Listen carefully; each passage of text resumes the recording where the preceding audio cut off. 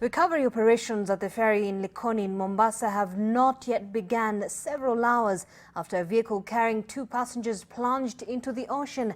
According to Kenya Ferry Services officials, the channel is over 50 meters deep and requires advanced equipment to retrieve the vehicle and its occupants. And now Kevin Mutai is joining us live from Mombasa with the latest updates. Kevin, earlier on in the morning, there was still operations ongoing in terms of how they can be able to rescue those the people inside. And of course, we understand that they might have lost their lives. I mean, what is the situation at this point?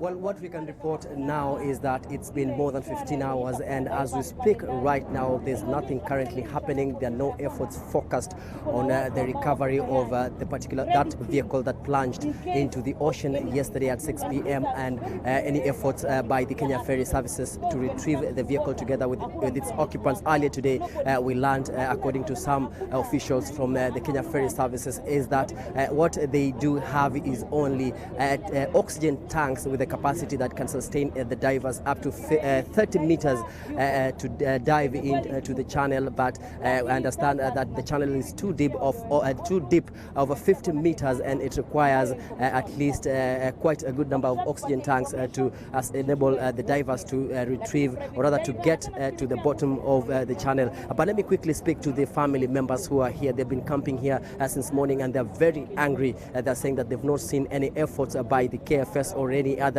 rescue or rather any officials or any government officials, agency, as even the Coast Guard themselves. They're saying that they're not seeing any efforts from these officials or other agencies that trying to recover the bodies of their loved ones. But let me quickly speak to them and try to get the sense of what they're feeling concerning this particular issue.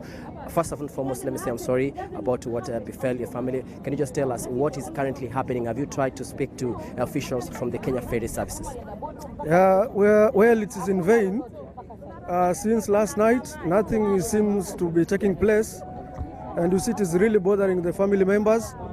Even the onlookers here, there seems to be nothing that is, there's no fast response since yesterday. Okay, they were talking about the darkness and everything, but now, since it is, the sun is up and it's a lot of daylight, there's nothing that is carrying on. So I'm just appealing to the local government, so that we can see action taking place, and that we now have the required services that are needed. And I would like to say I condole with the family members. Where the mama who passed on is a parent, a dear parent, where our school is, and that is why we are here as a family together.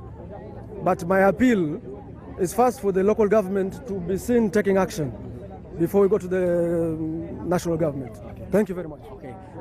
First, introduce yourself and tell us, are there any efforts as friends and family to try and engage different agencies in the government to ensure that the vehicle that plunged into the ocean will be recovered together with the occupants? No, my name is Miriam Karete. There are no actions here. It's like everything is gone off. We have been here since morning, but there's nothing going on. We have been told that the diver has been going to be brought up to now, but till now hatujaona chochote. So we are wondering if Kenya Ferry are bothered about the issue, because it's like everything is going on well here. It's like things are normal, but I feel that there's a lot of negligence here, because there's a body of a woman and a mother inside the water, but the Kenya Ferry are not doing anything. But I understand that you were called in for a meeting this morning. Did you attend that particular meeting? No. Why?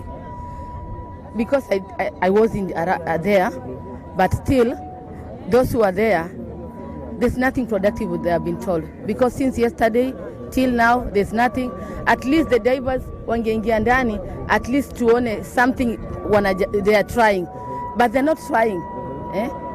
So a big institute like this one, a big place like this one, there are no divers.